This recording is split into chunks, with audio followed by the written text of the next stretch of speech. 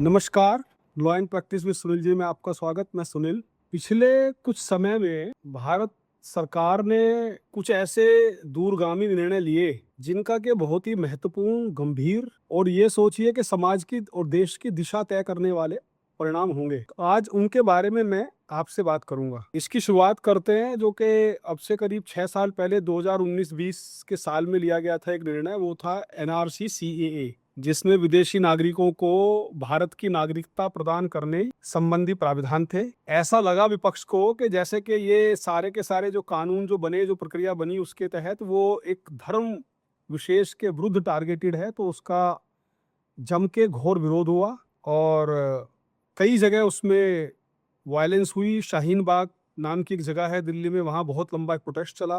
पूरा का पूरा इकोसिस्टम एक्टिव हो गया और ऐसी ताकतें जो गाहे बगाहे भारत सरकार का विरोध करने का कोई मौका नहीं छोड़ती, या कभी कभी कहा जाता है जैसे कि कोई विदेशी ताकतों के इशारे पे लगातार काम करती हैं। असल में ये पॉलिटिक्स में ये सब चलता रहता है। विदेशी ताकतें भी अपना काम करती ही रहती हैं। ये ग्लोबल जो जियो पॉलिटिक्स होती है, इंटरनेशनल जियो पॉलिटिक्स, उसका एक अहम हिस्सा है। तो जो बड़ी ताकतें हैं, चाहे वो अमेरिका हो, रूस हो, चीन हो, और हमारे तो बगल में पड़ोसी पाकिस्तान की आईएसआई हो, उनके डीप स्टेट और हमारा अपना डीप स्टेट, ये सब मिलके काम धाम करते रहते हैं। और ये समय समय पे, आज की नहीं है, पुरानी कहानी है कि ये समय समय पे कोशिश करते हैं कि ये इनके इन प्रकार इन सरकारों को परेशान किया जाए, और जहां सरकारें इनकी हिसाब से काम ना करें, इनके मन मुतालिक काम ना करें, वहां पे उसको या तो सबसे पहले सीआर यानी कि चेंज ऑफ रूलर, या फिर आरसी रिजीम चेंज यानी कि सरकार उस पार्टी को हटा दो सत्ता में से, और नहीं तो फिर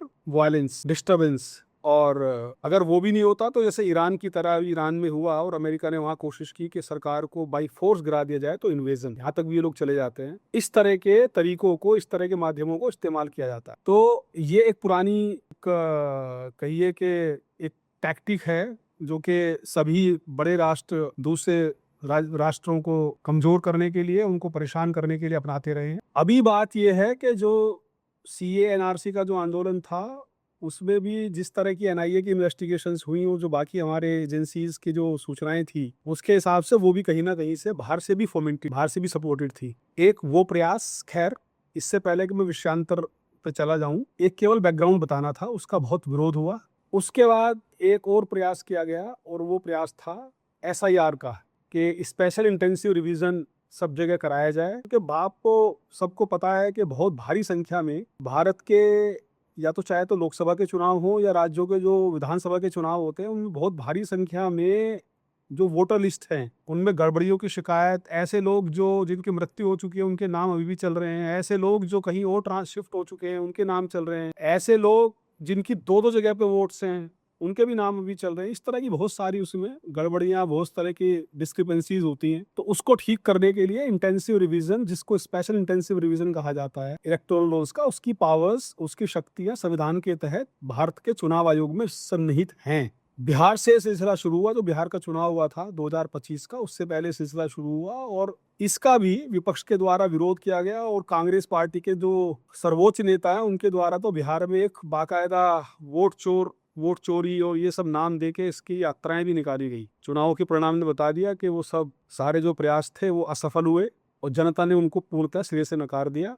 सुप्रीम कोर्ट में भी ये लंबी लड़ाई चली, लगातार चली। उसके बाद फिर बंगाल में चुनाव हुए, तमिलनाडु में हुए, अभी 5 राज्यों के चुनाव होकर निपटे हैं, इसमें कहीं कोई दिक्कत नहीं आई। बंगाल में इसका घोर विरोध किया गया और सारी सीमाएं, संवैधानिक विरोध की जो सीमाएं होती है, वो सारी सीमाओं को तोड़ा गया और सुप्रीम कोर्ट को भी करीब करीब अपनी निगरानी में ही एसआईआर कराना पड़ा। यहाँ तक कि जुडिशियल ऑफिसर्स को उस काम में लगाना पड़ा, जो कि मैं समझता हूँ कि ब्यूरोक्रेसी के मुंह पे एक तरह का तमाचा ही है कि अगर सुप्रीम कोर्ट ये मान ले कि ब्यूरोक्रेसी निष्पक्ष नहीं है या अकर्मण्य है और अपना कार्य ठीक से नहीं कर पा रही है, तो इससे बड़ा और कोई उनके लिए कोई टिप्पणी नहीं हो सकती। तो उसमें जजेस को लगाना पड़ा, जुडिशियल ऑफिसर्स को लगाना पड़ा। उनके साथ भी एक आध जगह पे वायलेंस की स्थिति बनी। खैर, वो सब इतिहास की बात हुई और फिर बंगाल का चुनाव हुआ, उसका परिणाम भी सबके सामने है। वहां भी भारी संख्या में वोट काटे गए। आपके उत्तर प्रदेश में भारी संख्या में वोट कटे हैं, 2 करोड़ से ज्यादा वोट यहाँ पे कटे हैं। तो इसका मतलब, और एक खास बात आप देखिए, बिहार और 5 राज्यों के चुनाव हुए, एक भी इंसिडेंट कहीं से ऐसा नहीं है किसी वोटर का जिसने की कहीं एजिटेट किया हो, प्रोटेस्ट किया हो कि उसका वोट गलत काटा गया या उसका वोट था उसको डालने नहीं दिया जा रहा है। तो ये क्या था, पहले वाला जो सीए एनआरसी था वो भी सफाई का अभियान था। जो ये एसआईआर था, ये जो गलत वोटर्स हैं, जो वोटर लिस्ट में गलत नाम चढ़े हैं, चाहे वो किसी भी कारण से हो, जैसा मैंने बताया, उनकी सफाई का अभियान था। और तीसरा एक बहुत बड़ा काम शुरू हुआ, वो है सेंसस, जनगणना। यद्यपि जनगणना का जो विषय है, ये भी जाति जनगणना को उसमें कराएं ना कराएं, इसको लेके एक विवाद का विषय लगातार बना रहा, लेकिन एक पॉलिटिकल डिसीजन है। अब वो जातिगत जनगणना भी इसमें होनी ही है, होगी ही, उसके आदेश हो गए हैं। ये 2 फेजेज़ में हो रही है, एक फेज़ अभी चल रहा है और 1 फरवरी 27 में चलेगा। अभी हाउसेज़ की गणना हो रही है और फिर 27 में हेड्स, मतलब लोगों की गिनती शुरू होगी।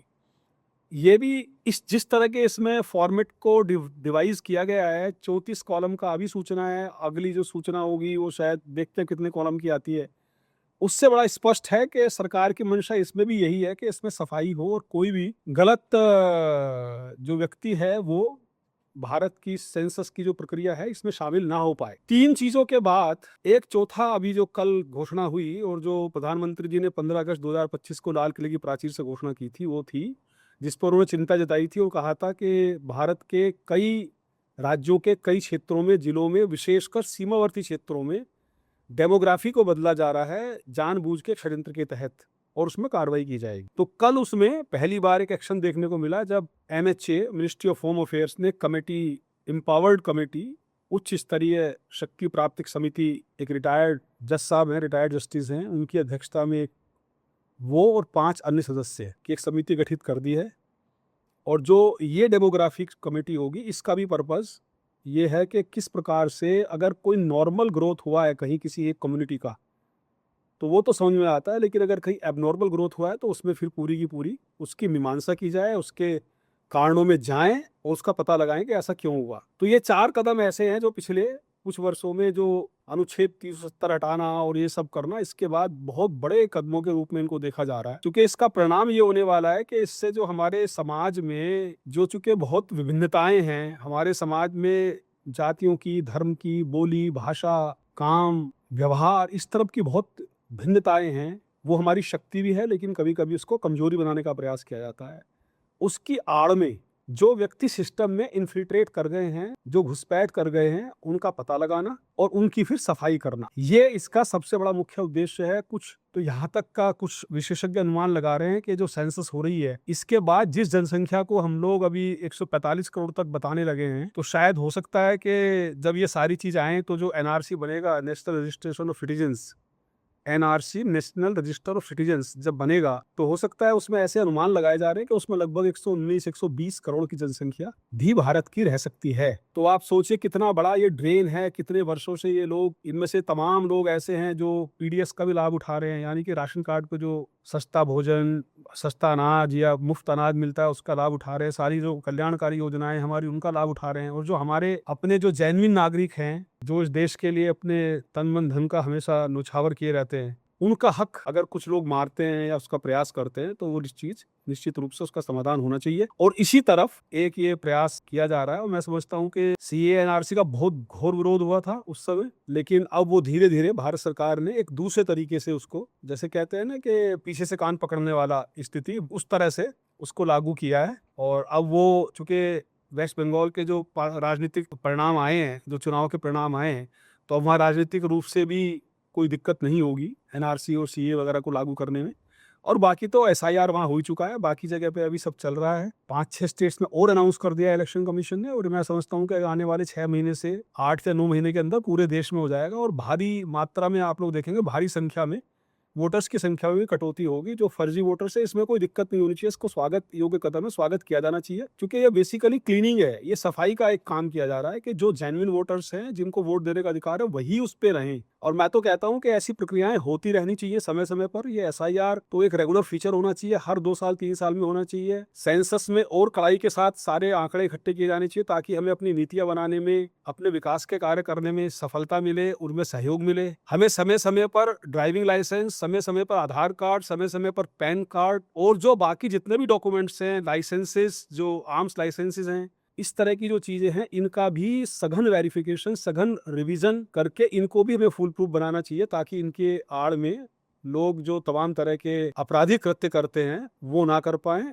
और समाज जो इतना बड़ा देश है, इसको एक तरह से कहिए कि इसकी प्रशासनिक व्यवस्था संभालने में जो दिक्कतें आती हैं, ये सब नकली चीजों की वजह से, उसमें थोड़ा-सा लगाम लगे। तो आज का विषय यही था कि ज़रा इस पे बात की जाए कि किस तरह से सफाई शुरू है और बहुत ही साइलेंट तरीके से हो रही है, बहुत ही तरीके से वैज्ञानिक तरीके से चारों तरफ से उसमें एक तरह से कहिए कि सफाई का पूरा प्रयास है। देखते हैं इसका परिणाम क्या आते हैं।